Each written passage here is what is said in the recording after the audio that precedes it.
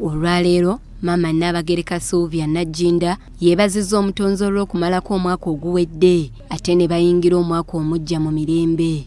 Mu mbeera y'emu ekkanisa ya St. Stephen's e Kireka ng'ekulemberwa Reverend Abel Sseranja Mmere Ewooma esabidde emyoyo gy'abagenzi okuwummula emirembe.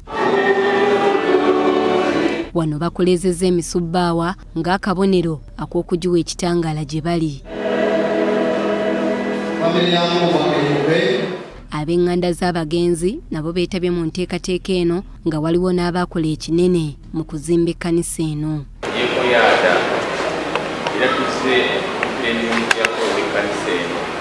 Reverend Abel Mmere Ewooma asabye abakristaayo okwagalana n'okwebaza Katonda olw'ebyo bye batuuseeko. Tusazaamu emyoyo gy'okweyawula, tusazaamu emyoyo gy'okwesalamu, tusazaamu emyoyo gy'okuyombagana mu linnya lya Yesu.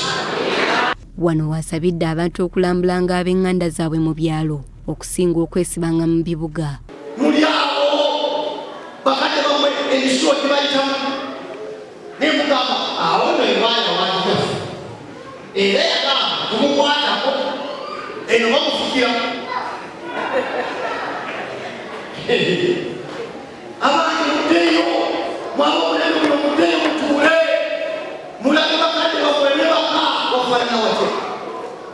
Ono abakuutidde n'okujjumbira okulima ebiggya era bakomye endowooza egamba nti okulima ebiggya byawongo ekitali kituufu.